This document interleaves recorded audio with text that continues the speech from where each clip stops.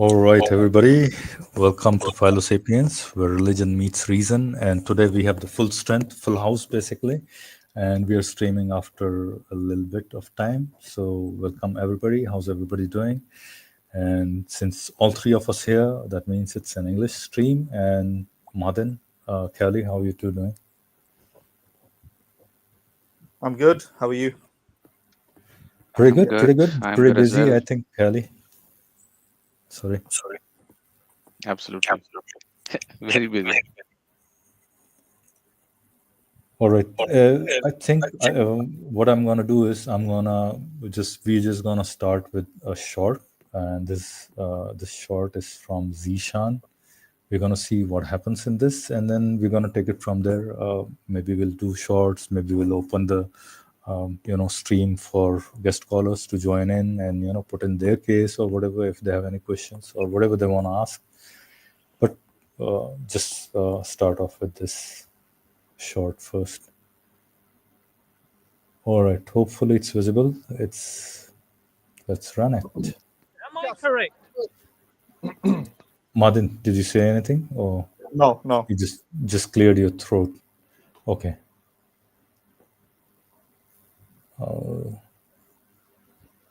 Am I correct? This is just That bullshit. might- I'm telling you, I said the The universe only thing bullshit existed is you prior- believing the universe came from nothing. I said there. How do you believe it came about?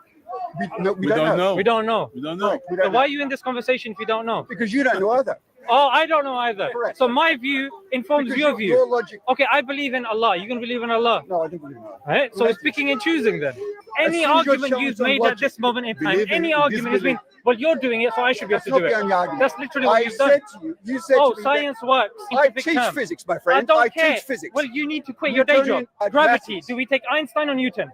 For very large masses, we take Einstein. Einstein's We laws use work in the Newton's. quantum level. No, No.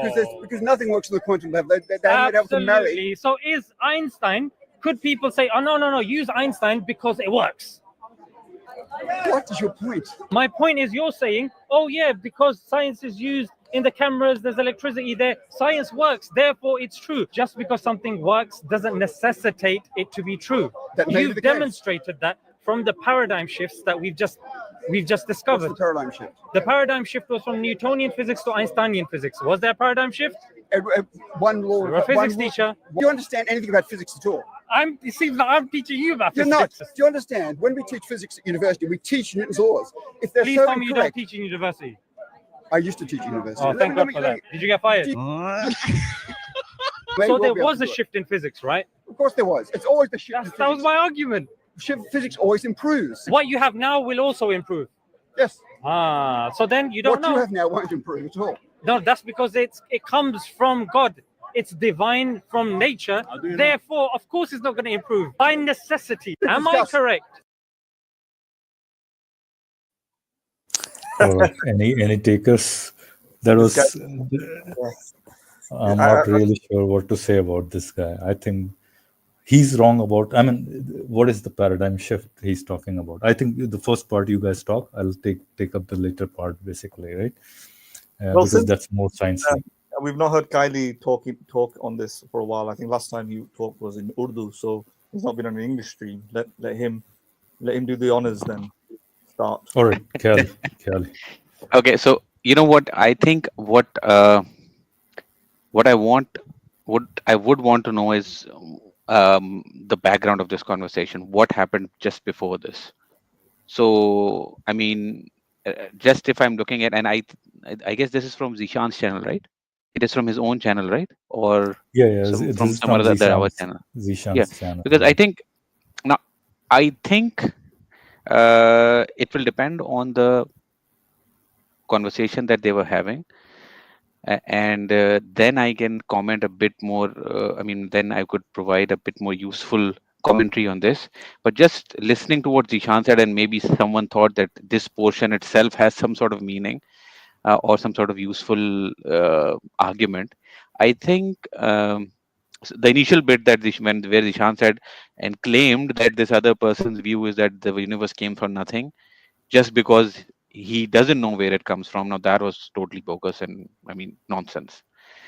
If someone Exactly. claims that they don't know where the universe comes from, it's totally different from someone claiming that the universe came from nothing. So it's a totally non-argument. So, and because Zeeshan actually tried to sort of imply that, if you don't know, then why are we having this conversation? What do you mean by that? We were having this conversation. I think Zeeshan would have been the one who would have brought this question about the beginning of the universe. Most likely, I don't think the physicist would have started this conversation or made this point first. So if he asked, okay, where did the universe come from, and then the physicist said, oh, well, I don't know, and then Zeeshan said, then why are we having this conversation? What do you mean by that? You Yeah, made an argument. That's a useless argument. That's what it proves. So you just don't bring up exactly, this argument. So I don't know. exactly. So this, I mean, about this first bit, I think that was completely nonsense. Now, if the scientist had initially said that science would be his basis, or his basic his epistemology is that, science is the only way to truth. I guess if that is the argument that a scientist physicist is making, this physics teacher probably, or physicist, I'm not sure, then I guess I would not agree with him. I would not agree that science is the only way to truth.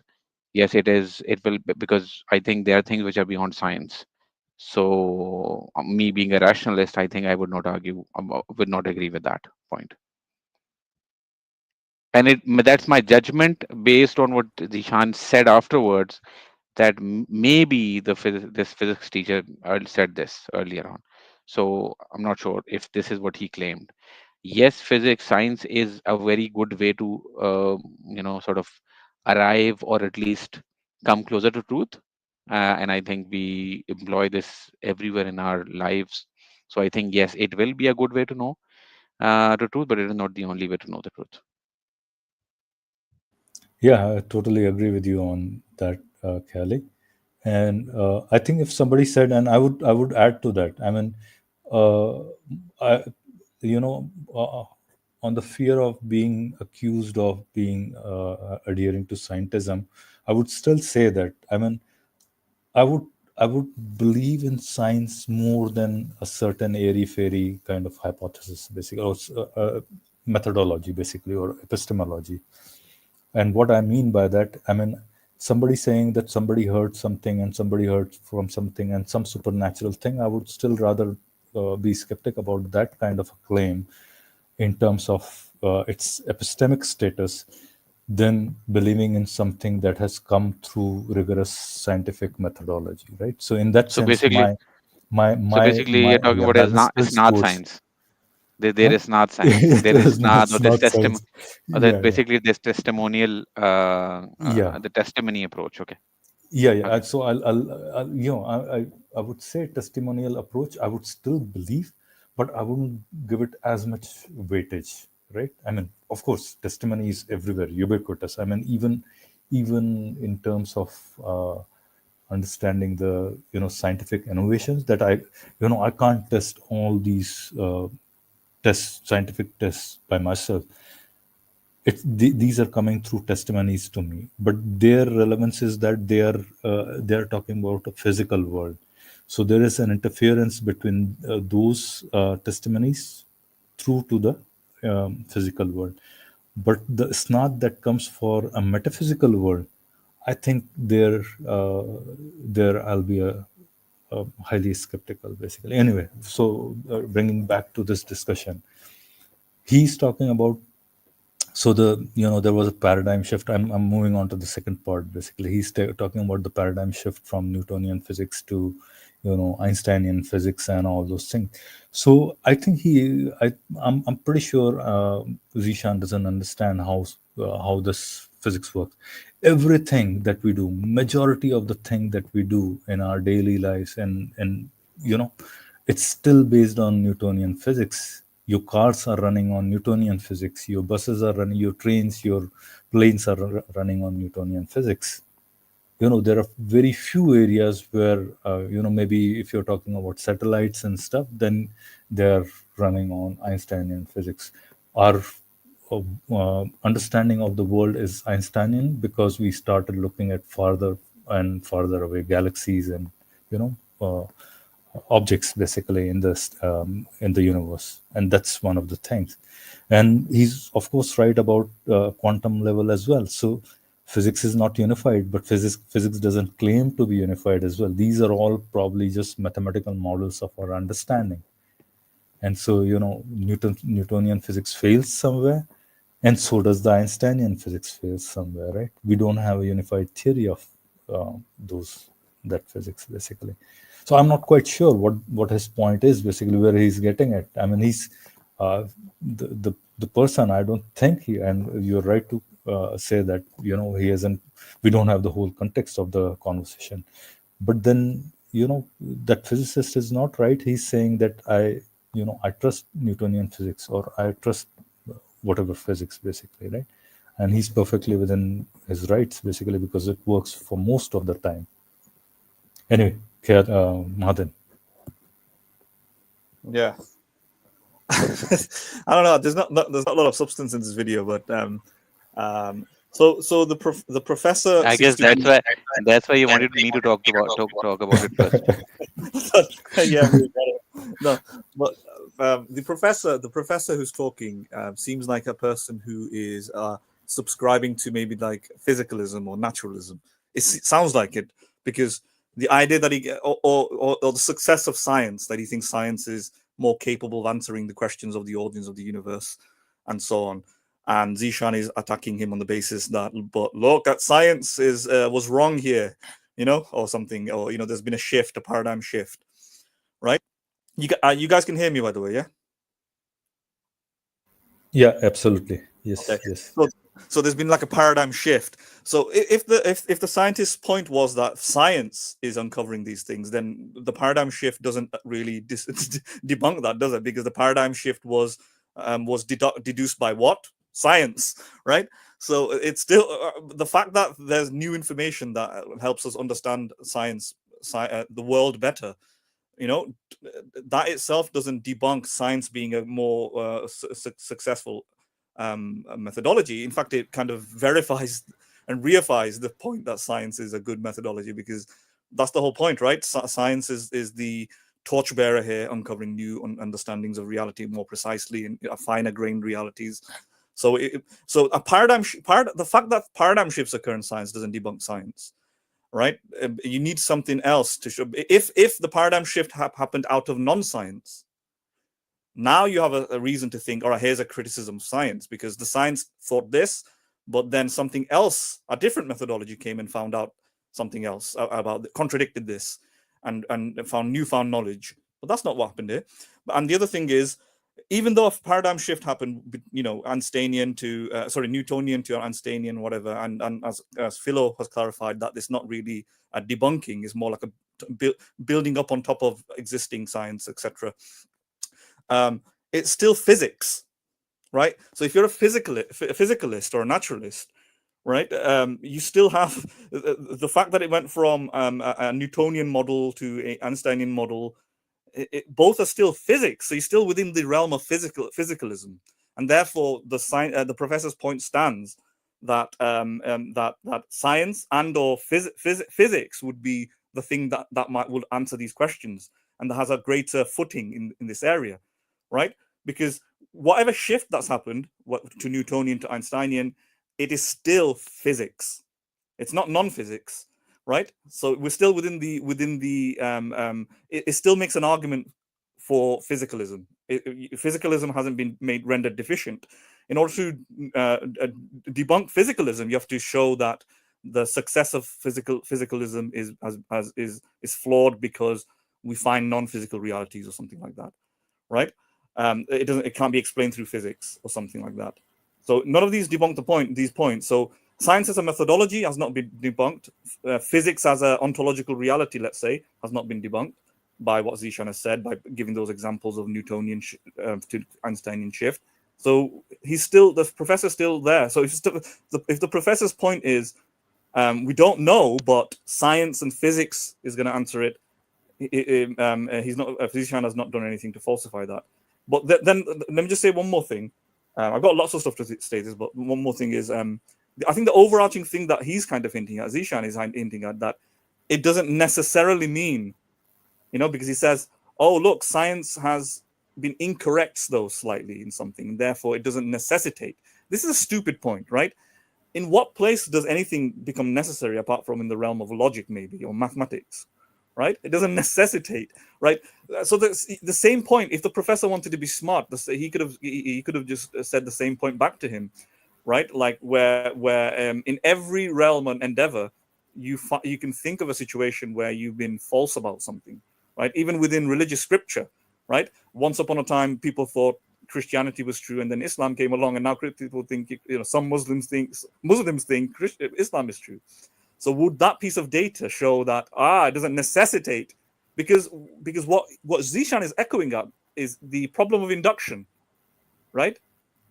It doesn't necessitate, right? It's induction, right? But he's subject to induction as well, right? His point is lame in the sense that it's like saying that, we know, like the professor's point is like, in all probability, right, physics is likely to answer the question. In all probability, science is likely to the question. And Zeeshan is going, probability, but it's not necessary. Well, of course. In which case, in which scenario is it exactly necessary, right? The fact that most people have mothers, let's say, and most people are not adopted. We know it's highly likely that every single human being that we see has probably had two parents, right? It's high, it's high, and you probably know who your parents are. Most likely, most people have identifiable parents, even if they've passed away or whatever. But in the unlikely occurrence, sometimes people have parents that adopted them, right? So it doesn't necessitate. It doesn't necessitate. The statistics, the probabilities, does not necessitate that when the next human being that we see, we can't guarantee that they're not an adopted person. So what? Okay, fine, I acknowledge that, but it's highly likely, right? So when it comes to probabilities and statistics, the mere fact that you can think of an exception to that statistic doesn't reduce the probability of those statistics significantly, right? Yeah, and I'll add to that, Madan, that in terms of when he's saying physics or science is if science had claimed that what I tell you at some point is absolute, unchanging, you can't change it, then probably Zeeshan would have been right, saying, hey, Newton's law was what you believed, it tells you the truth, and now there's a change in that thing. And that would have been right if science said things that were absolute. But science never claims that. Actually, it's a process of finding whatever evidence leads you to, and that's what science is. It is malleable to change, basically, right? And that's what happened over there. I mean, it's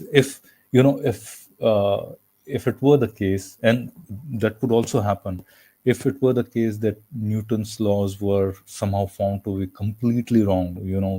When he claimed force equals to mass into acceleration or something like that, and one day you found that force equals to mass into negative of acceleration or something like that, would have been a devastating blow on Newtonian physics. But that's not the case. I think we have already talked about it as to how Einsteinian physics just builds upon the Newtonian physics. In any case, I think we have given too much attention to this small short. Basically, I think we need to move on. Callie, you want to add something? I think we already added to this a lot. All right, what's next? Maybe we'll make the link public so that anybody who wants to join can join in, and then maybe have a conversation. I think we don't have too much to talk about today. We just thought we'll have a stream. And so what I'm going to do is I'm going to bring in another one that also happens to be Zeeshan's. Guys, tell me if you want to switch over to something else. Maybe we can run that as well and do a review of it. Or maybe if audience wants to do a review, which is also fine with me. If anybody has anything in mind that they want to review. Otherwise, Callie, Madin, any choice? We have two choices. Another one from Zeeshan, and then we have maybe Islam Hakim, and God's Maybe we connected can to do Islam. Islam Hakim's one. I'm not sure what has he talked about. It's a review of video, but what they are talking about, they're talking about kalam mostly, right? I But think we can discuss that. I think it might that's be. more interesting basically, because they're talking about time and concept of time and all those things basically, right? Yeah. So I think that would be a bit better than this, I guess. Okay, let me bring that up then.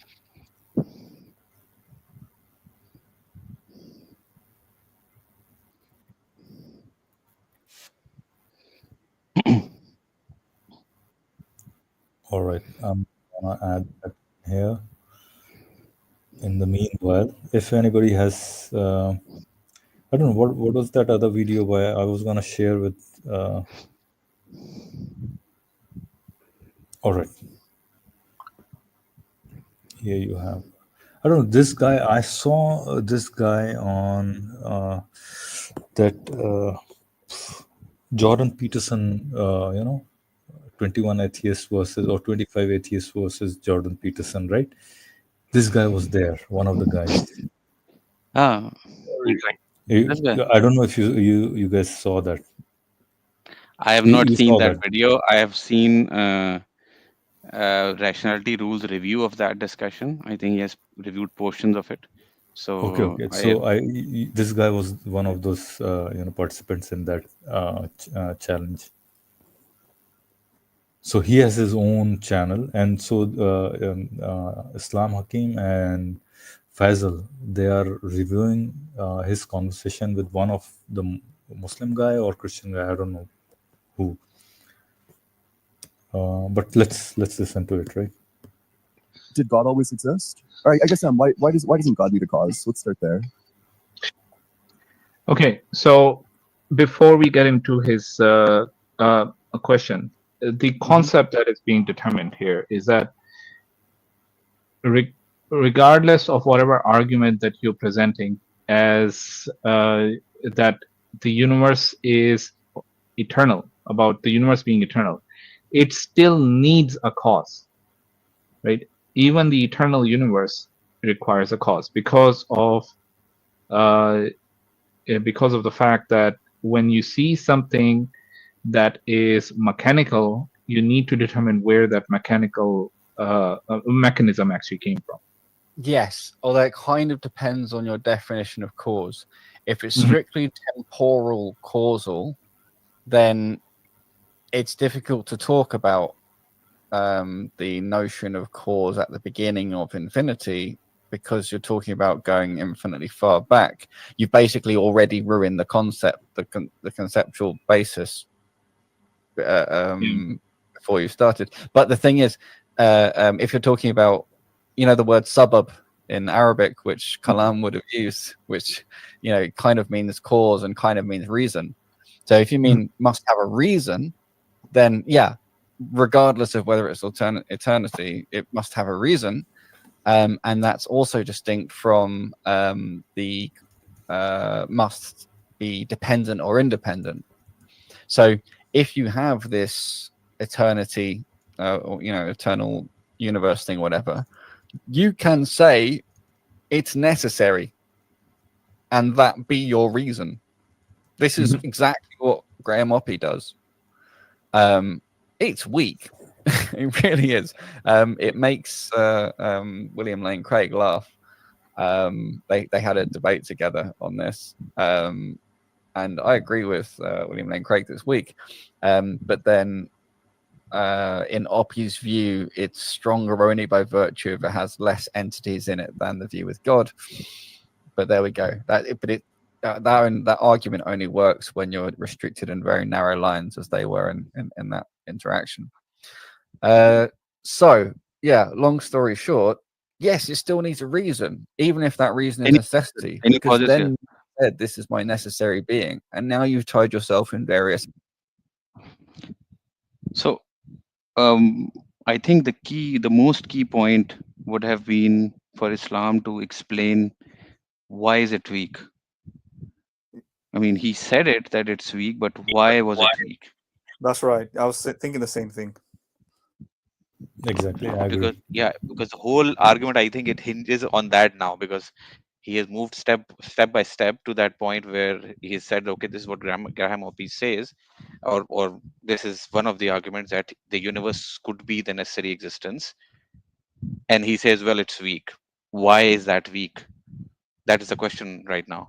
You have to explain as to why is that a weak argument or weak possibility, as opposed to God. Whereas he has also mentioned that Graham Hoppe explains, and in fact he argues that it is more likely to be the necessary existence because it is rather simple, whereas in case of God, it's not that simple. The God explanation is not a very simple explanation. Theists might say that it is very simple, but it's a very complex concept. So I think this he should have explained as to why does he think that when someone says that, okay, universe could be the necessary existence, why is that a weak case? What makes it weaker than the argument that this was caused by God?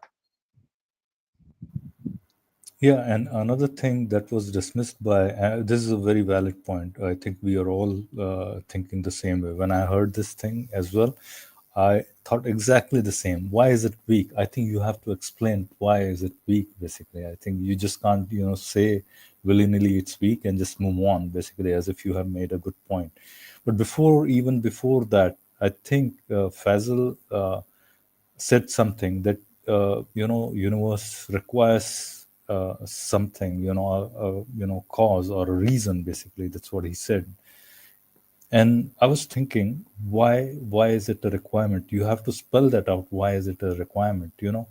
And even as you said, Kylie, I would say even an infinite causal chain is still comparatively simpler than positing a god that has very unknown kind of attributes. Pretty much all its attributes are unknown, barring just a few. Basically, you're talking about only 3 attributes for a triomni god. But if it's a god, I don't think anything less than infinite number of attributes would do justice to an infinite god. So I think it's not simple anymore. I think at least that's my take on it. So yeah, I think Madan, if I you want think to add some. I think one point that Faisal mentioned was that this universe is mechanistic, and he claimed that anything which is mechanistic must have a reason for it to be that way. So in a Yeah, but way, that doesn't what he's follow. arguing for is, Yeah. I guess what, in a way, in a very implicit manner, he's actually presenting, I think, the contingency argument, because what he's saying is that, okay, I mean that is my understanding, that in a way he's making the contingency argument, because he's saying that anything sort of having this sort of mechanism, anything being very specific, must have something which specified it to be that way, and therefore this universe cannot be the thing that specified it. Therefore, it would not be necessary. Right, right. I was thinking the same, but then you have to say, uh, and that's why I brought that infinite causal chain, basically, right, for a mechanistic solution as well. I mean, there's at no point you can say that a mechanistic chain has to stop at some place and can't be infinite. I think probably this was refuted by Islam Hakim himself. I think that point probably somewhere within that same conversation. But anyways, Madin, what's your take on this? Yeah, I mean, the conversation that William Lane Craig had with Graham Hoppe also didn't really fully explore the reasons why William Lane Craig was laughing. Right? He laughed and said, "Graham, that's just not an acceptable answer, or something, or that's not satisfactory." But he never went to flesh out why it's not. I just got Yeah, the impression exactly. that we just can't get that he can't just get the picture of how. And so the argument was on is the universe. Is the math can the mathematical nature of the universe be explained by naturalism, or does it require an explanation outside of naturalism or something? is the mathematical nature of the universe. Assuming the premise is true that the universe is mathematical, and in some sense, in some definitions, it is, right? Does that require divine, cause? And William Lane Craig's point was that, yeah, the universe needs a God because of the unbelievable precision or unbelievable coincidence. Or the mathematical beauty of it. It's something. Beauty may not be beauty, but beauty. You can say beauty. You can say precision. I mean mathematical beauty in the sense that it's so precisely mathematically, modeled. Something like that. Exactly. That's what I remember from that. And it's not necessary for it to be this way, and therefore God, want it. And then I think Graham Hoppy's one of his points was that you could just say that the universe is necessary in its mathematical, way or whatever, because it has to. So and his point was all explanations need to stop somewhere, and something will be necessary, and the way we decide whether or not it would be like a God or the universe itself is not by considerations of those considerations, but other considerations. And what are those other considerations? Simplicity, cohesiveness, what's more parsimonious, economical, whatever you want to call it, right? And for Oppie, other arguments lend to that, and that naturalism, that universe itself can be. And he now Oppie in that video didn't flesh out what those other considerations are, but we know, or people who are informed about Oppie know it's more to do with kind of like an Occam's razor type of thing, but it's to do with other stuff. Like for me, for example, I'll give you my own example. I take the same approach. Like you may think, for example, the success of physics is one line of evidence, right? The consistent success, the knowledge of the empirical observations of the physics has been the front runner. Has the most consistent track record without not even a single interruption. Shows that high likelihood that it's just physics all the way down. That's like one point in favor of Oppie's view. Another point might be like a God, a unbelievably supremely powerful, benevolent God, has issues with fitting the suffering of the universe to get with. The suffering doesn't fit neatly with his existence, so that disfavors a God model. The geographical patterns the geographical and historical patterns of religious evidence and religious experiences. All these inconsistencies in the scriptures and things that don't sit satisfactorily with a God, but sits more satisfactorily. It's more than satisfying. It's more of a greater prediction of naturalism that we would see the world in this particular way, where people will create religions, that myths will get twisted here and then, that we'll see man-made features in the religion, that prayers won't be answered. So all of these considerations helps distinguish between what might be that necessary thing, right? So the simpler theory then therefore becomes that the universe is necessary, rather than a God being necessary. And then furthermore, God is this mind, immaterial mind, which is the kind of an example of the first point that I was talking about. It's just physics all the way down, right? We don't know what a disembodied, immaterial mind is. We've got no idea of what that is, but we have great understanding of what material, natural stuff is, material stuff is, or physical stuff is, right? So we're positing this extra unknown substance that we've never seen before versus the continuation of what we've already seen. Again, that's another consideration. So when Oppie says all these extra considerations settle the matter as to what's necessary, he's talking, I think, similar to that. He may not have the same considerations. It becomes more parsimonious, basically. Yeah, it was more parsimonious, right? Exactly. And this is kind of how we do science, right? When we distinguish between two competing hypotheses, sometimes we look at the background evidence, what's more probable, what's been more frequent, what's more parsimonious, and so on and so on. And and that would settle the matter. In the debate with William Lane Craig, they never got into that. It was part of like a end sequence where they were having a very quick back and forth, like a fight. Like you pose one question and you just get to answer it, and you don't get to pose a counter argument back. And that's why we never heard anything after that. So we didn't hear anything from William Lane Craig as to why the universe can't be the necessary thing, and we don't hear anything from, at least right now, so far, from what's his name? Hakim. We don't hear anything so far. Islam Hakim, yeah. As to why not? Yeah. All right, let's move on. Let's just a little bit more. The other kinds of knots, and critical to the success of continued atheism to run in someone's brain is refusing to allow yourself to be tied down anywhere to anything. As soon as you commit to actual beliefs you actually hold, it starts falling apart. And that's the game that needs to be played and is played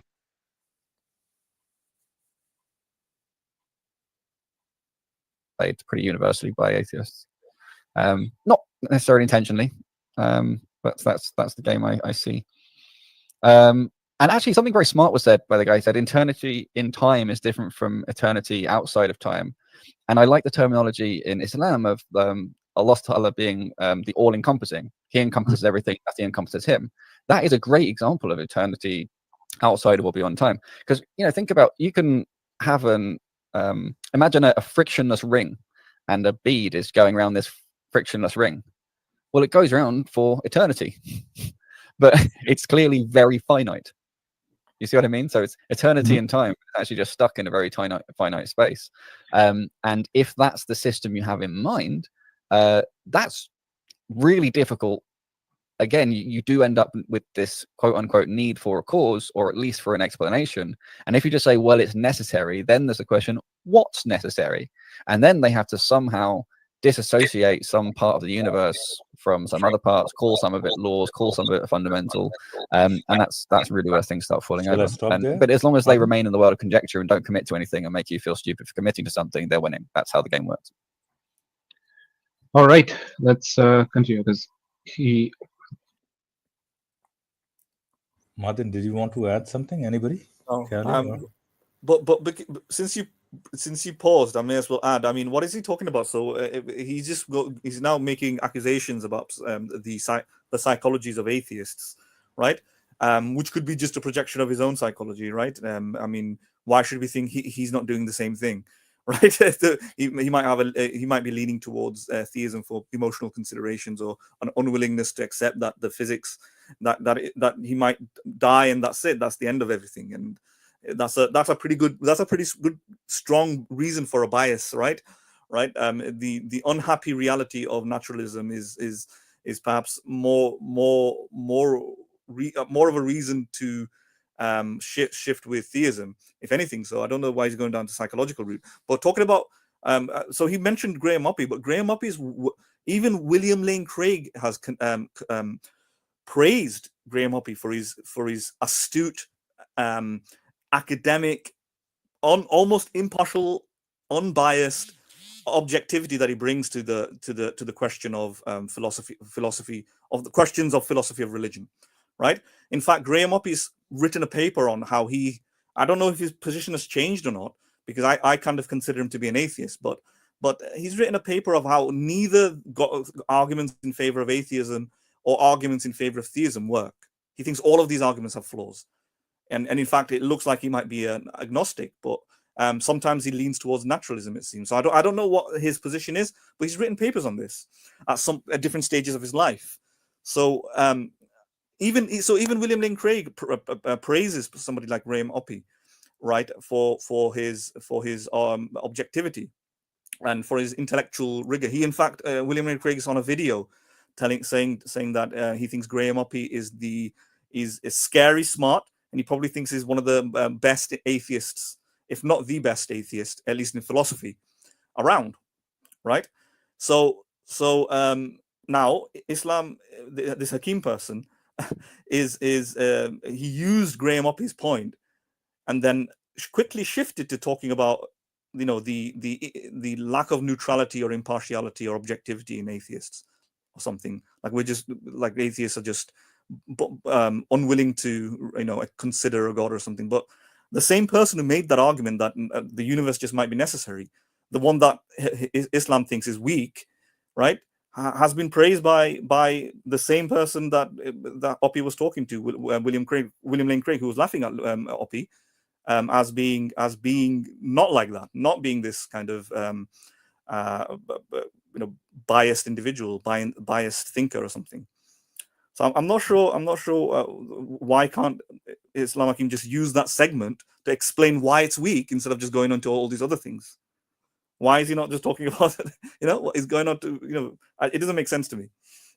But anyway, yeah, if you want to say something, say something. Yeah. No. I was just trying to understand the point of bringing that frictionless ring, and I thought that point was refuting his own stance. Basically, you can. I mean, I would think about space-time manifolds, which are perpetuating, basically, right? And which means that they don't have any end in time, or they don't have any end in space, basically. And so the concept of a beginning or a concept of a limit just becomes redundant. So I don't know, maybe I misunderstood his point, but I thought it was a self-refuting point, basically. So anybody, if you guys understood it, maybe you can correct me if I understood it wrong, or if anybody in the audience, can clarify it, that'll be good. But otherwise, I think it's, these are the kind of things. Basically, even if you look at those, all these eternal kind of models of universe like CCC, conformal cyclic cosmology, or what is that, Carol Chen model. These are all eternal models of Big Bang, basically, right? They don't have a beginning, basically, beginningless models of universe. And there's something similar to it, basically. You just can keep going on. But for that ring thing that he brought in, I couldn't probably understand. Maybe somebody will explain. Anyway, moving on. Kelly, unless you want to add something. He's started asking his questions, and But doesn't God miracles? Because if things exist, it is necessary for a being without a cause to exist, right? It's like having a chandelier without like support. You need a Why support. doesn't God? Why do we draw the line at God? Why not say that like God has a God and then that's the end? Because so this question we know is asked a number of times. I don't think we need to respond to this, but I would love to contrast this with why we can ask this question of an eternal universe, but when we talk about an eternal God, it makes sense that God would not need an eternal existence like a God would not need a cause, but an eternal existence like a universe would need one. Yeah, and the thing is, you could turn around to them and say, why draw the line at laws? Mhm. Laws, not God. So when they say the universe is matter and laws, it just necessarily is. It's like, well, why don't those laws have laws by which those laws came about? And why don't those laws have laws that have laws ad infinitum going back forever? Well, that would be ridiculous and they'd be ungrounded, but it has the same problem. The difference is they've been making up some ad hoc stuff. Okay, granted, it's been going for a few hundred years. Whereas, the God, very important, critical part of his definition of this concept from the beginning has been his self-sufficiency, which is exactly why there's no what created God, because of what the thing is. It would be a straw man argument to try and say that there's any other way to think about it. And all of these counters, Can you pause it? Yeah, but the reason, the point Yeah, of the self-sufficiency is like, I don't know, doesn't he get that self-sufficiency and still causes something for a change? I think it's all messed up, basically. I think anyway, Madin, you wanted to say something. I'll come back to it. Okay, yeah. So no, the point of Hakim's point, the Hakim's point here is the idea that they could say the same thing. So if you think that the end point, the necessary thing is some laws, why don't those things have laws? But that would be ridiculous. So in the same sense, God doesn't have to have laws. God doesn't have to have a God or something like, because that will be ridiculous. The point, he misunderstands the point that most, at least reasonable, intelligent atheists make that argument. It's a counter argument to the fact that they think that God is a terminal point, but the universe can't be, right? It misses that point. There's nothing wrong. There's nothing inherently wrong with the idea of that God being, at least without considering all these other considerations that I talked about. From a consideration-free point of view at this moment, there's nothing wrong with a God and his ingredients, his constituent parts, or whatever you want to call it, his attributes being the end point. The point is, theists can't accept that a universe with all its laws and dynamics can't be an endpoint. They think that is something that needs a cause, right? And therefore, in response, atheists say, then why do you think a God can be an endpoint? Why can't God have another God, right?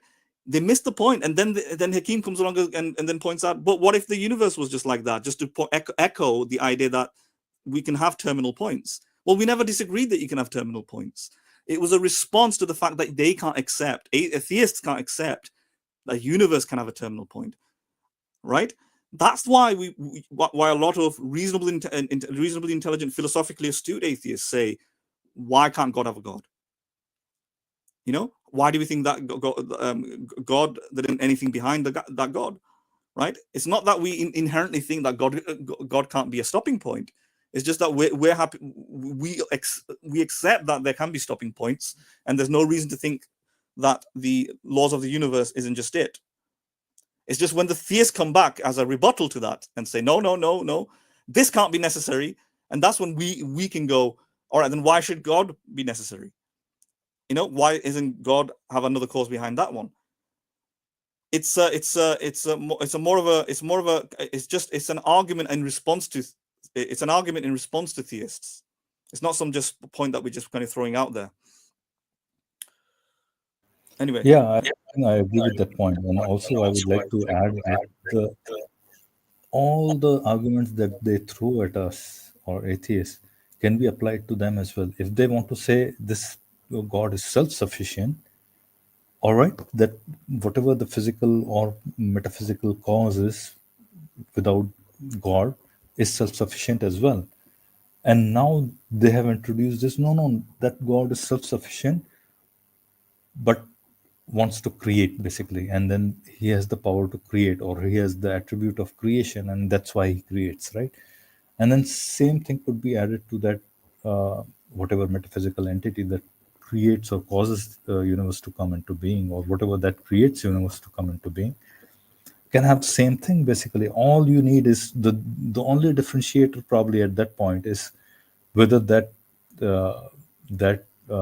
cause or that entity is willful or willfully created or not basically. So it has a will or not, and that's the differentiator. And I'm not quite sure how would you say that a will is required to create. I don't find that particularly convincing argument at that point. Kelly, you want to add something? I think you guys have already covered it. I mean, the key point being that this is not an argument in itself. It is a counter to the argument from theists, that, you know, if you claim that no, it is, if theists consider it impossible that this universe can be the necessary existence, they have to explain why. And then in response to that argument or that position, a theist or an atheist would argue that, okay, or would ask, well, why can't there be god of a god? So that is just a counter. It's not an argument in itself. So yeah, I guess I agree with Mahadin and what you said. Yeah, I mean, that's right. I mean, if you just define God, like this word self-sufficient is just another way of saying that God doesn't have a cause. You're defining into a model that explains the universe. You're defining terminal endpoint into that model. You're baking it into the definition, right? You think of a model and you add the attribute that it doesn't have any other explanation beyond it. It doesn't have a cause beyond it. It's just the first eternal thing that was always there. Not even a first. First implies it, you know, it was there had a beginning. No, it's always been there. Yeah, the first implies it. Yeah. Right. Yeah. Simple as that. And if you just define it into it, then yeah, I mean, you've not done anything. You've not pulled a rabbit out of the hat or anything. You've just defined something. And the point is, we can play around with these definitions. Why can't we just define something into existence about the universe? Right?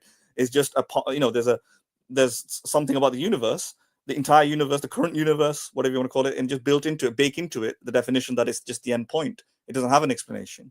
And then you've already got that. It's then in response they go, no, it can't be. It just can't be. This needs an explanation. Is then when we start going, all right, then God needs an explanation for the similar reason, until you have a symmetry breaker, right? And they've not thought of a symmetry breaker, right? They'll just appeal to the fact that God has the definition, right? They just stop there. And I've Yeah, not sure seen a thing. real symmetry breaker. But I mean, contingency type arguments try to make the symmetry breaker, saying that only things that don't have mechanical parts can be, or something, you know. But they seem quite arbitrary, right? Like they just made it up. They also it's more definitions here. They just define that mechanical things can't be a terminal point. Well, Yeah, Madin, can I it's stop like you saying for a minute? it's like saying triangles Yeah, can't. Madin, Go on. just a moment.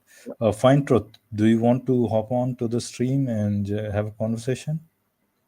We can have a very cordial conversation. Or if you have seen our streams before, we do like to have very cordial conversations. So if you want, you can jump on the stream and then we can have a discussion, right? All right, sorry, Madin. Please continue. Yeah, it's just you have to be careful with definitions, because you can't just have arbitrary definitions, right? So an arbitrary definition, you just define something and it's just completely made up without any independent substantiation as to why it should be like that. Like it's like me saying kangaroos are necessary. Well, no. Why is a kangaroo necessary, right? Or triangles can't be. A triangle is not necessary, or something. I mean, you need to give some independent reason. So this is where contingency type arguments come along and trying to explain why kangaroos are not necessary. For example, a kangaroo is not necessary because it is logically possible that a kangaroo could not exist, right? Whereas 2 + 2 is necessary. So now you're coming with less arbitrary definitions, right? Now you're discovering things, right? But we've talked about the problem of that sort of thinking as well. That logical possibility. Okay, fine. By definition, a kangaroo is, there's nothing necessary about a kangaroo. By definition, there's something necessary about 2 + 2 = 4. It's in the sense that in all possible worlds, I can't conceive of a reality where 2 + 2 will not amount to 4, right?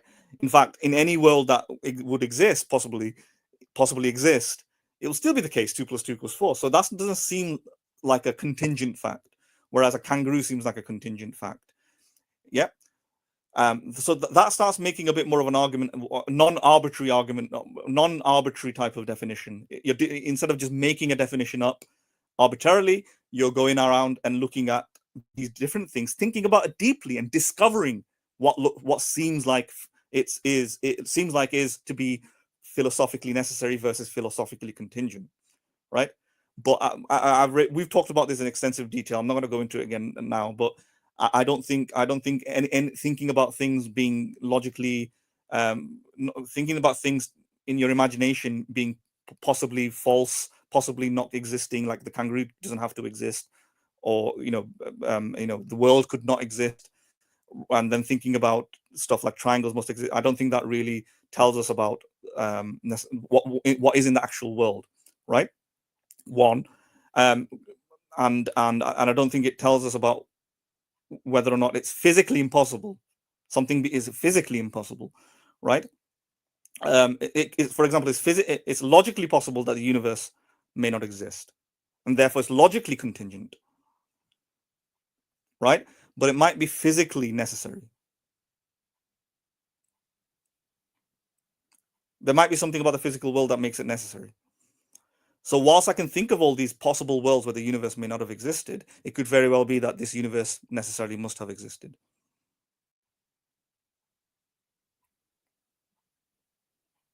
Are you there? Yeah, I think I'm doing. I think both Kelly and I have become, the chat warriors. Basically, we are having a conversation with. Yeah.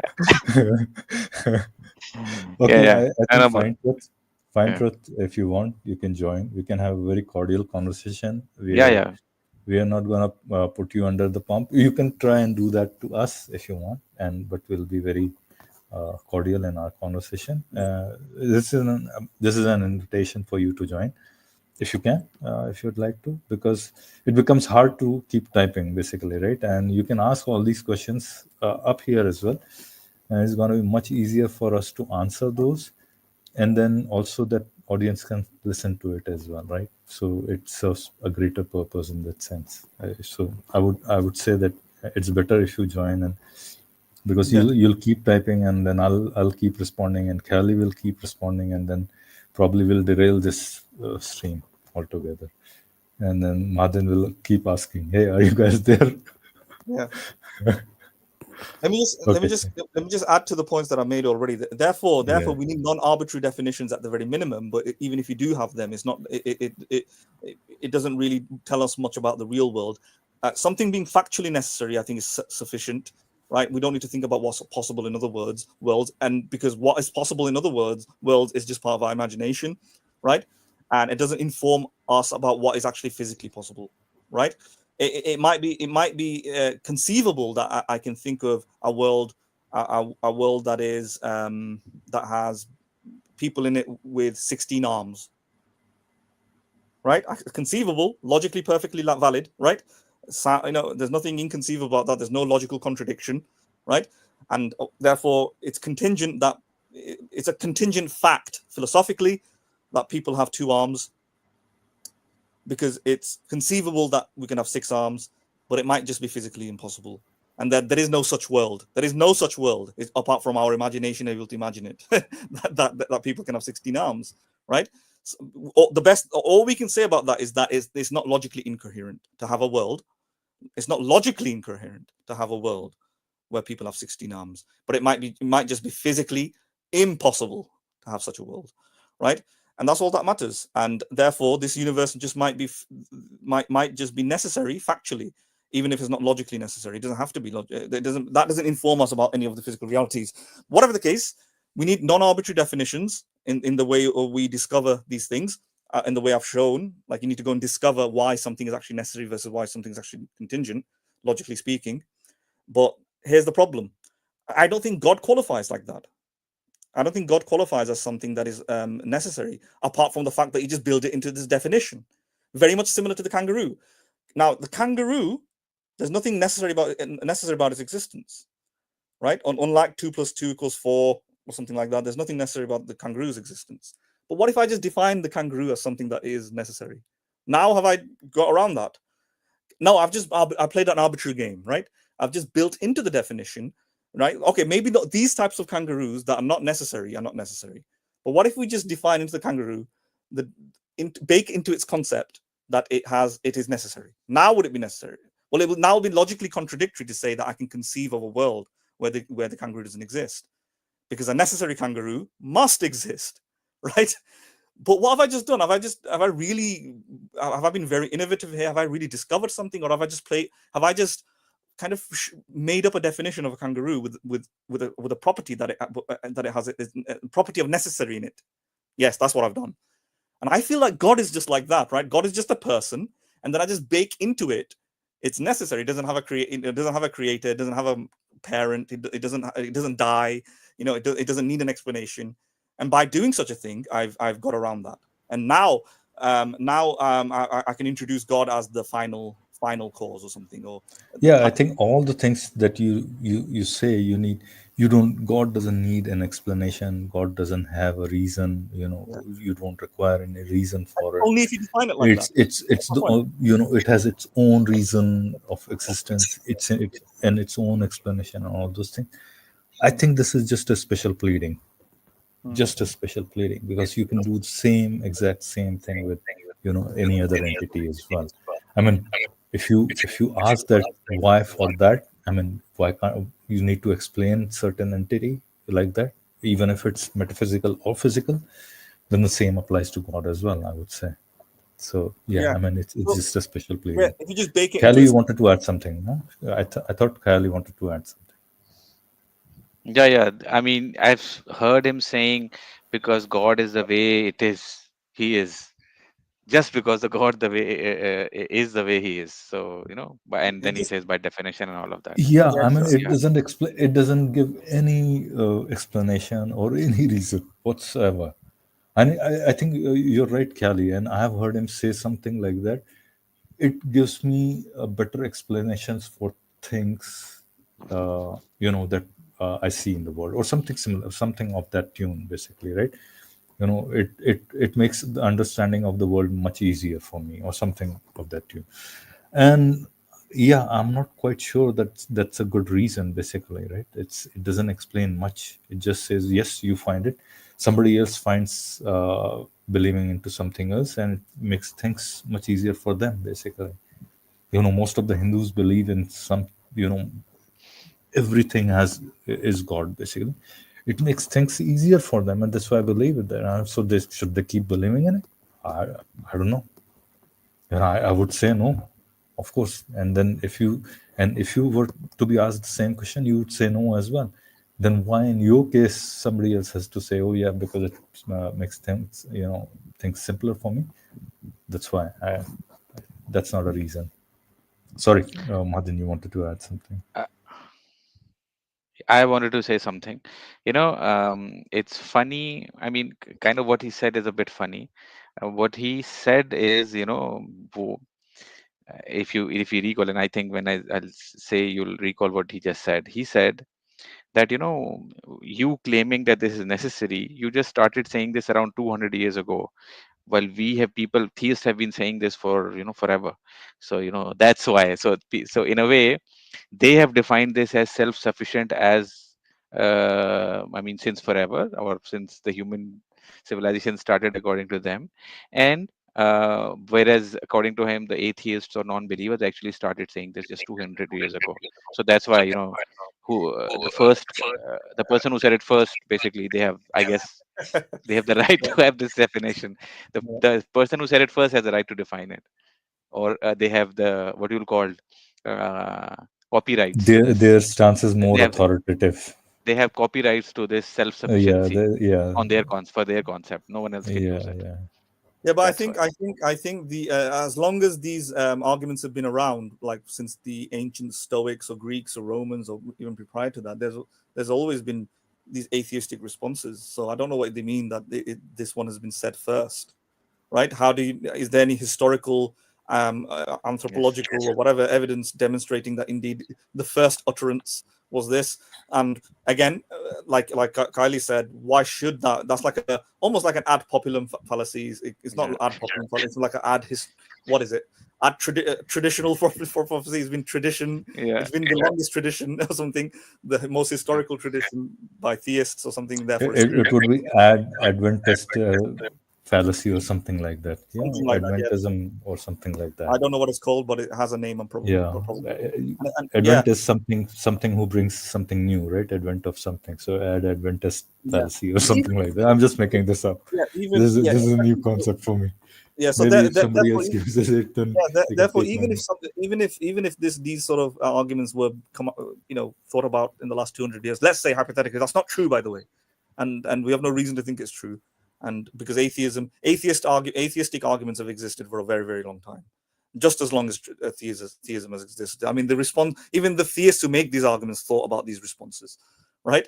So I don't see why that should be true, but even if it was true that it happened in the last 200 years, we've got very good reasons to think that why things in the last 200 years would probably be reveal a more accurate understanding of the universe than things that have happened 1,000 years ago.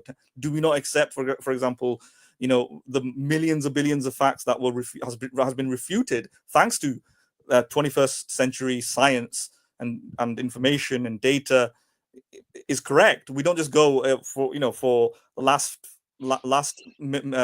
century, last 10 centuries, people believed in spirits and didn't believe in germs or bacteria or microbes, and therefore that's true.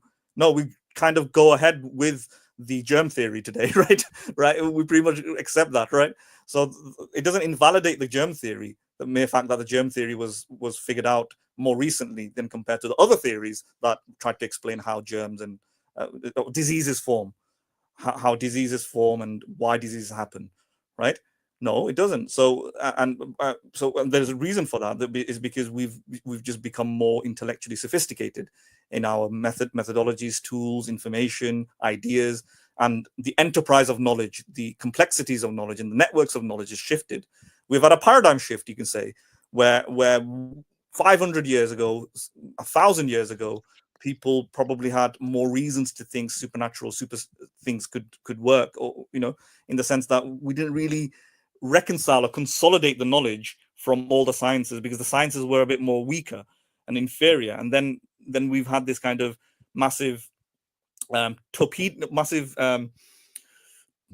the word, like a catapult of quick, very Shift, fast I would say, yeah. Massive shift shift. around the 17th, 18th, 19th century, where it really became self-evident that mechanistic physical causes explain everything, and there was disparate bodies of knowledge kind of informed each other, and it became this network of science, which eventually led to people believing leaning more towards naturalism, right? Like all bodies of science, from geology, from biology, from chemistry, there's this kind of pattern, right? They can be linked together into this network of knowledge, right? You can build a case of physics, of physicalism and naturalism, and that's probably why these arguments that favor, if there has to be a first cause or eternal cause or a necessary cause, why that thing is a natural thing, right? So because we have all that knowledge that came with progress rather than regress, but he wants to make it out like it was regress, like the past was wiser. The past, we have no reason to think that. Why is the past wiser? The past could not be more wrong in every level about everything, nearly. Yeah, from what the woman's uterus does, how our heart works. Does the brain actually do anything, or is the brain in the heart? Right? It could not be more wrong. So why should we give a shit about what's happened in the past? Yeah, sorry. Sorry for Totally agree. Totally. No worries. Yeah. I totally agree.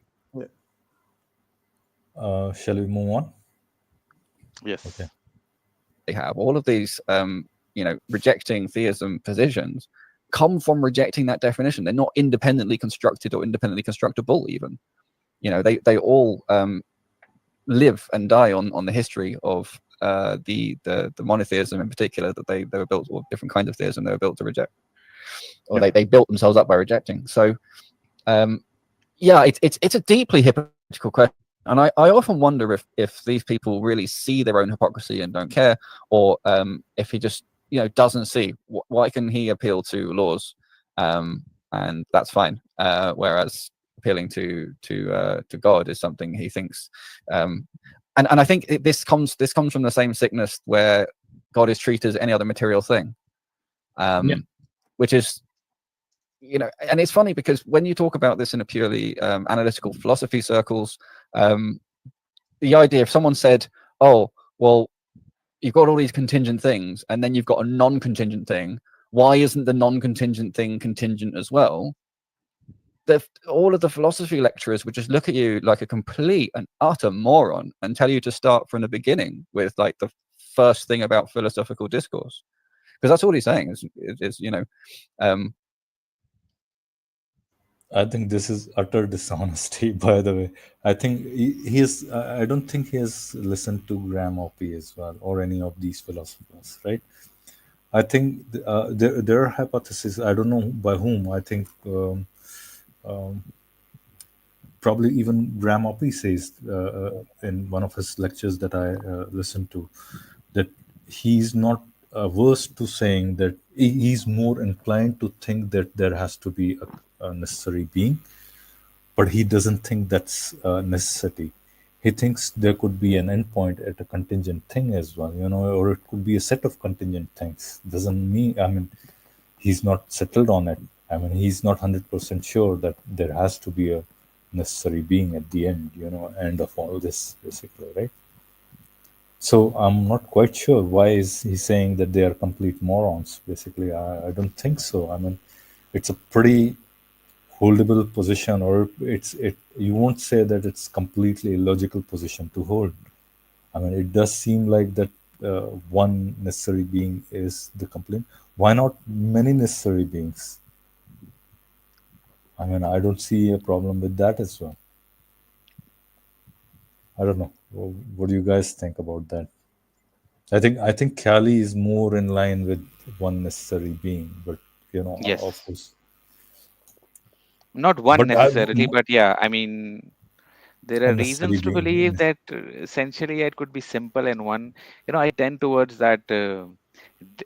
simplicity, but not divine simplicity, because I don't know what would make it divine. But yeah, simple beginning. Yeah, I mean, I think I tend toward believing that simple necessary existence. Yeah, I'm not quite sure. I'm not settled on that. I think it could be a chaotic, multitude But of necessary beings. It could be chaotic it could be. multitude of contingent things. I mean, Mm, it's a possibility, and so I can't mm. discount all of them. Yeah, In of fact, course. Yeah, it could be a multitude of things within, or you could say that multiplicity could be within it.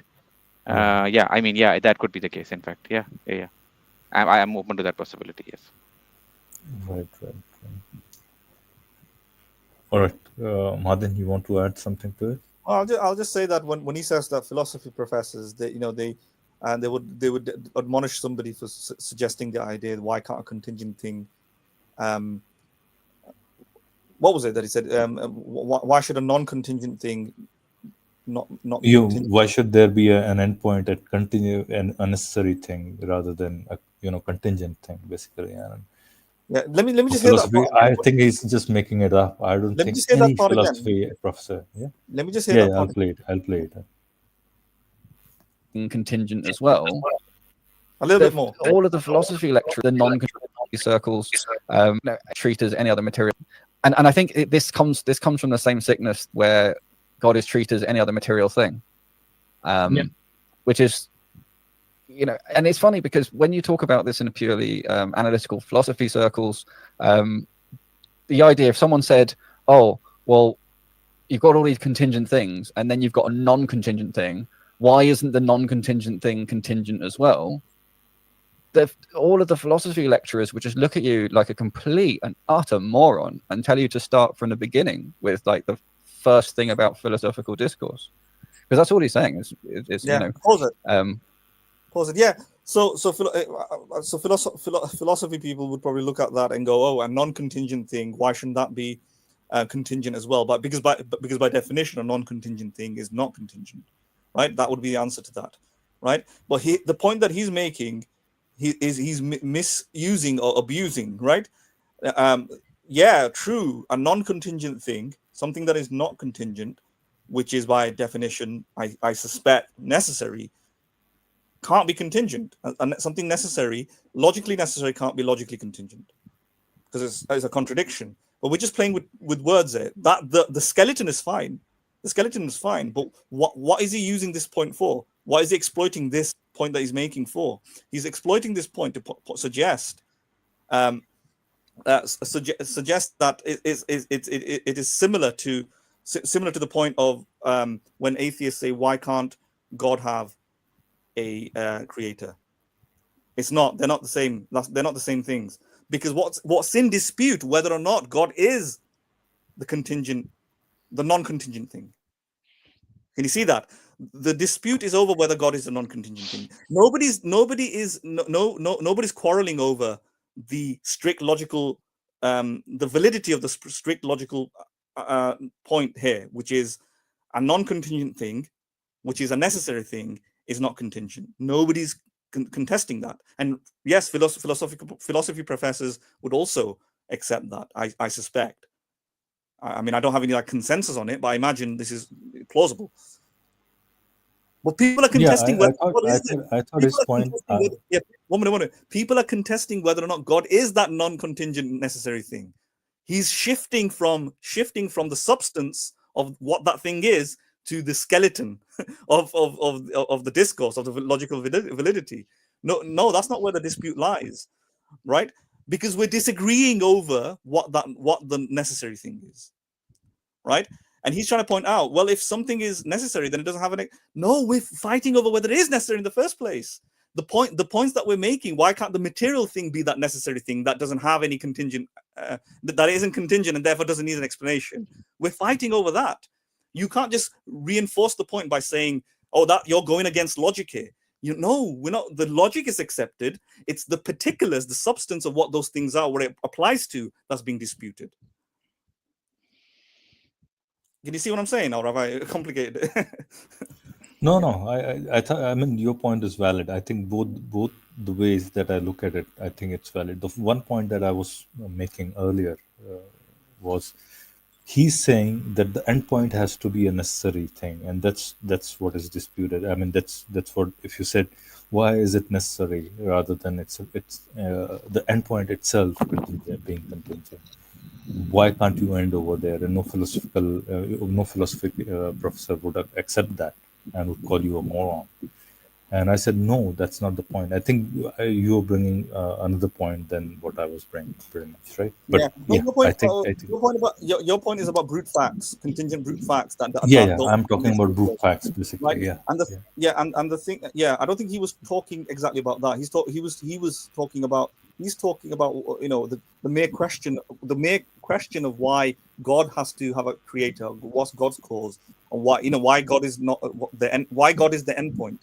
The mere question from atheists is a stupid one, because a philosophy professor would explain a necessary thing doesn't have a cause, a necessary thing doesn't have an explanation, right? And that's he's right that a philosophy professor would accept that a logically necessary thing can't have a logical explanation.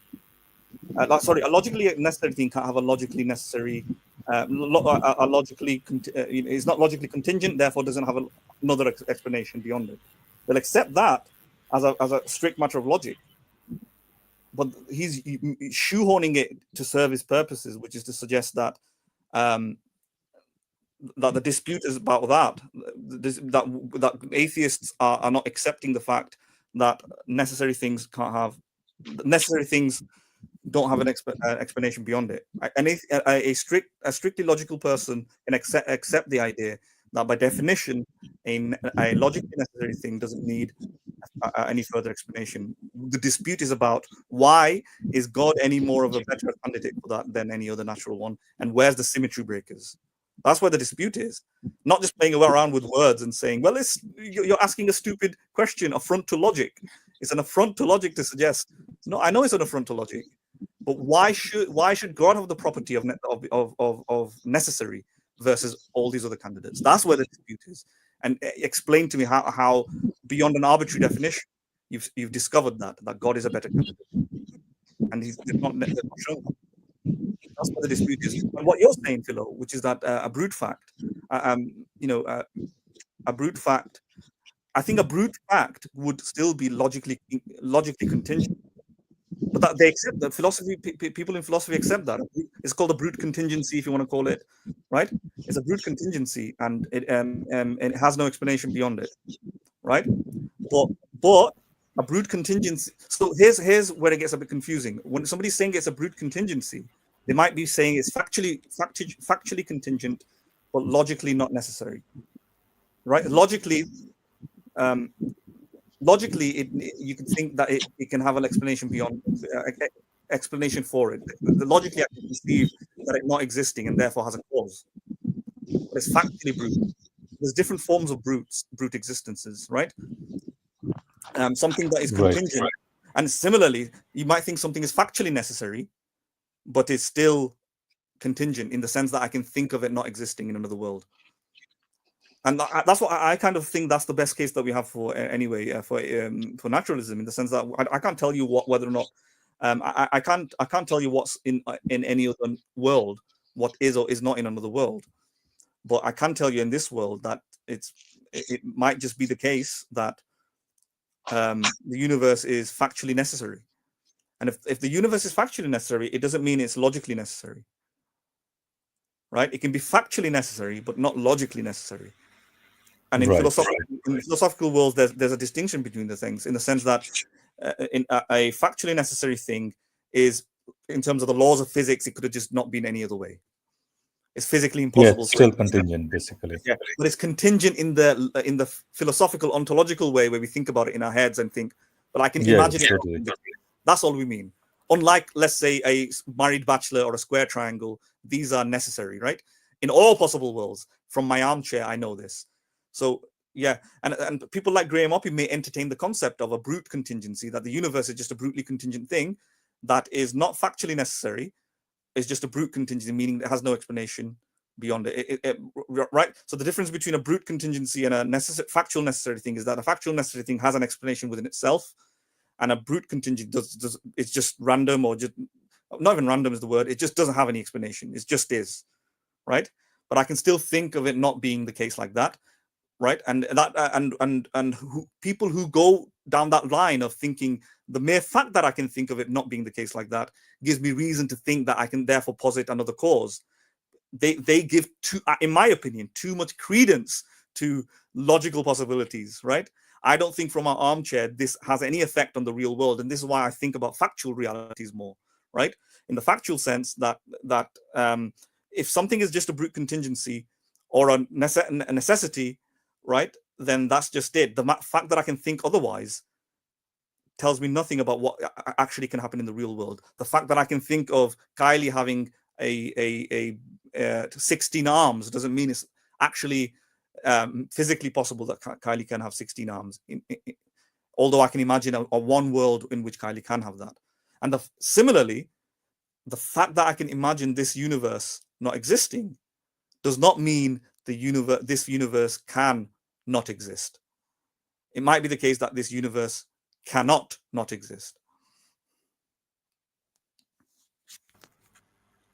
Yes, totally. I mean, I think I'm with you on that, right? Totally. All right, what say, guys? Shall we? I think we don't have anybody joining the stream. Shall we finish it over here for today, or you guys want to go on for a little bit more and wait? So here's an invitation for anybody who wants to join and have a conversation. I think we are heading towards the end of the stream. I'll take an input from Madin and Kelly if we want to continue the stream, or maybe come back tomorrow, or maybe come back next week. What do you guys think? I think Kylie's been more involved at talking to this.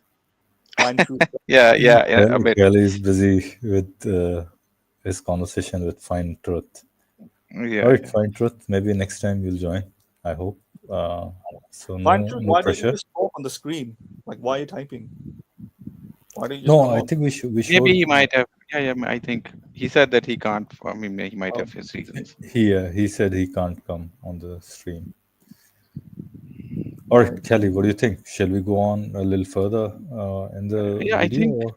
I'm not sure if there's anything interesting in the video, in the rest of the video. I'm still trying to see a point that Hakeem's going to make why God is a better model, and he's not said anything really that powerful. He never does. I think he just posits it and Yeah. says it simplifies things, and that's about it. I think it simplifies. How? It's never that. That's never No, that. He never that's not, explains that. that answer I have never heard, to be honest.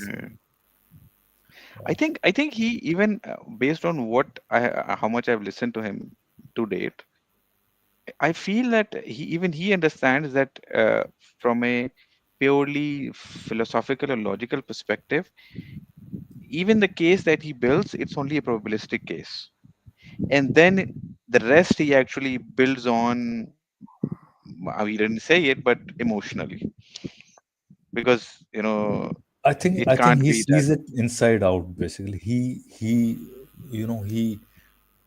takes it on faith, and then he builds a world around it that fits it. Yeah.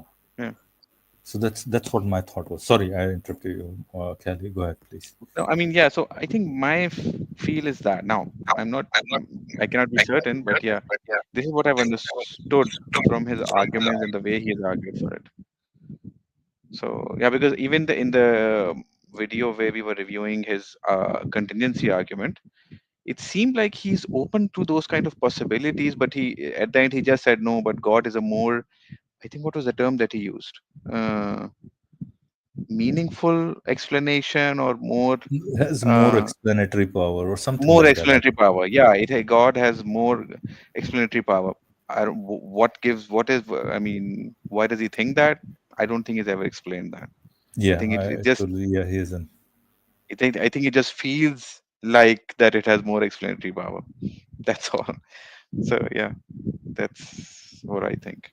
Yeah, I think we'll Madin, unless you want to add something, maybe let's run for another 30-40 seconds of the video. Let's review it, and then we finish the stream. Unless somebody some interesting caller joins in. when he says why stop there, it's because I have named the stopping point. So it's like, why stop at the stopping point? Because it's the stopping point. But why is the stopping point a stopping point? And it only works when it's given a different name. So if I say the stopping point is Allah, you can say why stop at Allah, and it seems to make sense to people who don't believe. But if you brought it down to what he's really asking, which is why do things stop at the stopping point, whatever the stopping point is, because it's the stopping point. If you don't see that, you're completely lost. If you want to ask what mechanisms are in place or something like that, that's an interesting, challenging question, for which he would have to engage with an entirely different discussion. Yeah, and this is actually the one where he goes into that necessary being, and he turns the necessary beings into. Let's go through it and see if he comes up with a modal objection and see if he spots why you need exactly. And I just wanted this part. Stop interrupting him. I just wanted this part. Now, I'm actually going to go ahead and put the link up, and go for at least for around 3. I know it's very late for the link. Should be up. Have something if you want to have upcoming, right? Let's continue. Because we need to draw a line. If we don't draw a line, why not draw a line nothing that exists. God's God? We can do that, and we could maybe say like a demiurge created the universe, and that demiurge was created by a god. But at the end of the day, we are still going to arrive at the conclusion that a first being is necessary. Why? Maybe. Why is that true? You said that. You said, why can't we stop at a god? Well, We cannot I have actually infinite wanna know, regress. Yeah, what's the problem with an infinite regress? What's the argument? It's like an infinite chandelier. If the chandelier is not supported by anything, it's going to fall down. It doesn't matter how long is it. So I'm going to be able to counter all of this by just appealing to B theory. So I think that all moments are equally real, which means that there's just no problem with an infinite regress on my view, unless you think that there's a problem with negative infinity.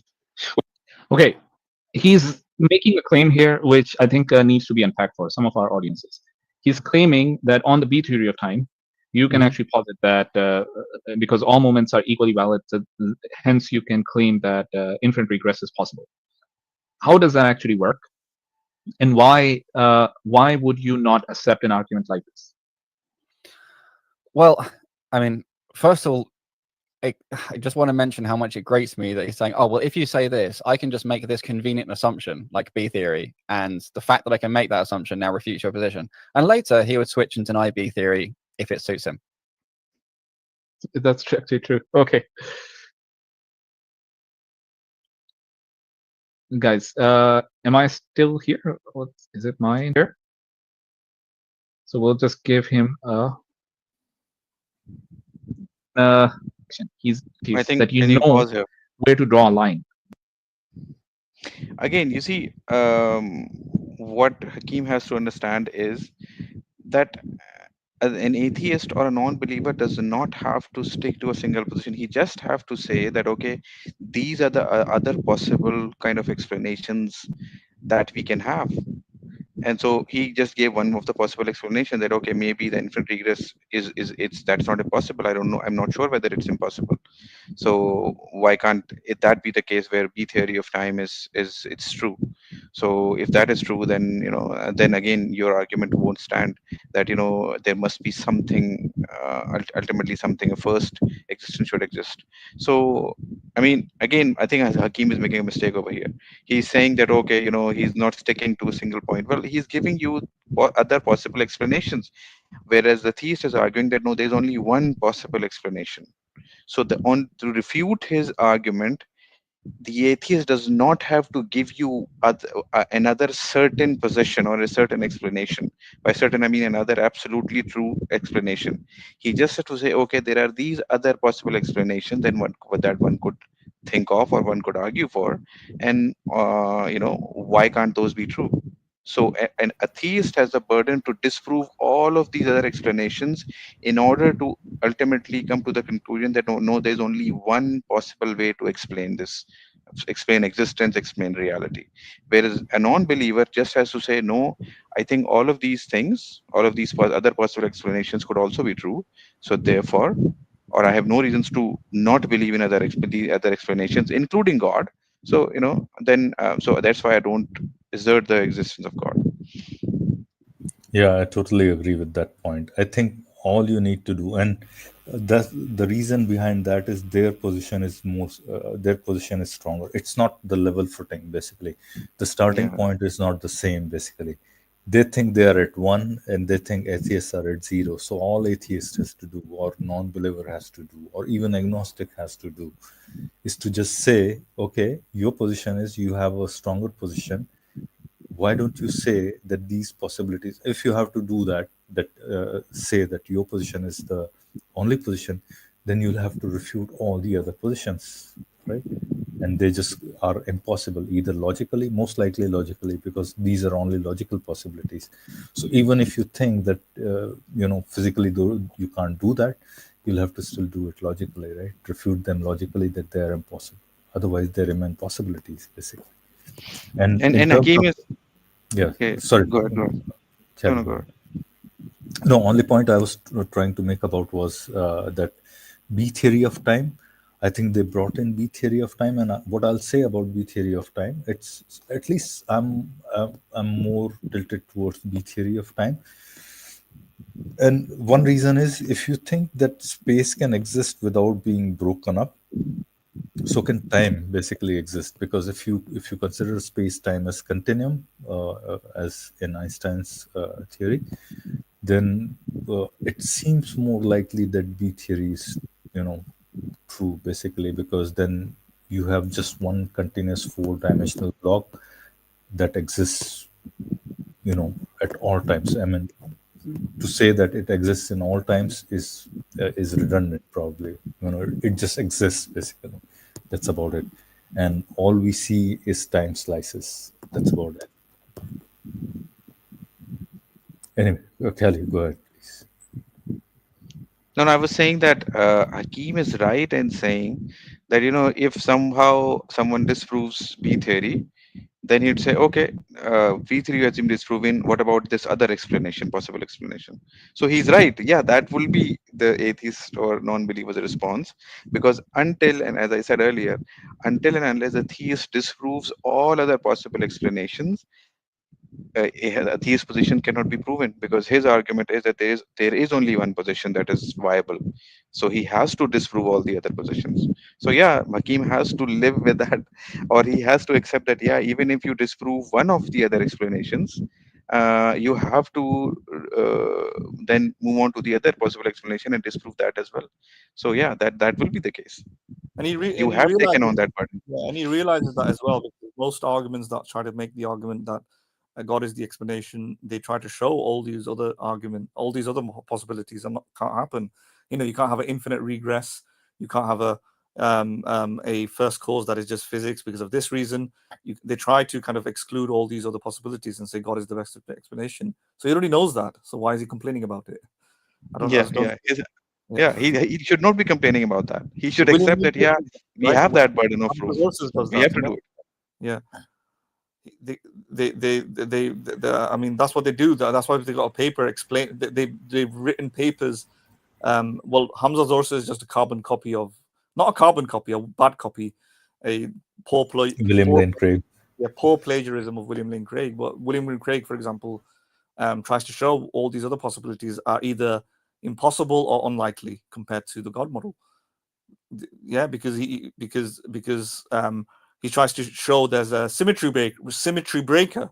Why it's not why you can't have all these other possibilities that are necessary, maybe, or like, let's say with the Kalam cosmological argument, you can't have a infinite chain of backward events.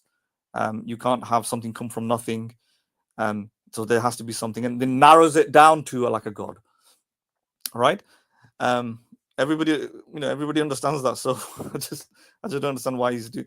He sounds a little bit bitter to me. In fact, just trying to in this kind of video, he's kind of just complaining more about atheists rather than getting into the substance. Yeah, I think I'm seeing more and more of him being, a complaining kind of person in these streams, rather than like posing some real solid arguments. I think he poses some arguments, that's for sure, and he's better than a lot of the other apologists. That's true as well. I think I find him to be a little bit more nuanced in his approach than at least Hamza Tzortzis and Mohammed Hijab. But then he throws, at times he throws something very, very, unlike him, I would say, for a, lack No, of I think he's better. a very, I don't know. As I said earlier, I think he has a nuanced approach, because I have seen him sort of countering Faisal's view very politely. That where he'd say that, if Faisal would say that, no, this is not impossible, or maybe this is not right, and he would say that, no, you could say this, you could say this, or you could maybe make this argument, where he'd be making an argument from an atheistic side or non-believer side. But then he will just, at the end, I think he just comes down to this, that, God, I think his main argument is God as the best, most explanatory Explanatory power. power, yeah. I guess Just that is his yeah, basic. yeah, Ultimately, yeah. he goes down that lane, and then he just claims that. And I think Yeah, and then that's then where he just it's tries just a to claim. fit, everything. Yeah, I totally agree with that point. I think I've seen that as well. Him pointing out flaws politely, as you said, right? Flaws Yeah. in Faisal's reasoning, and then yeah, Anyway, I'm gonna have to go anyway because I'm losing my charge. So I'm gonna have to just quickly go because I need to quickly charge my phone. Otherwise, it's gonna be unchargeable. As I've got a really bad charger right yeah. now. I think what we're gonna do is we're gonna plug in our channel. Anybody who's gonna listen, I think not too many people listening as of now, but anybody who's listening or is gonna listen, please support us at patreon.com/Philo Sapience, as you can see in the banner, or buymeacoffee.com/Philo Sapience, or via super chats, super stickers, whatever you may have, memberships, or however you can do it. The best support is to bring more people to our channel. Suggest something, suggest some really good streams, some really good review, videos, post them to us, and comment and have conversation in the comment section. Just spread our channel. That will be the best contribution from you all. So, but once again, thank you all for joining, and thank you to Martin and Kelly. Do you have any No, last comments? no. Okay. All right, All right. great. So thanks everybody for joining, and see you next time. All right. Bye. Bye.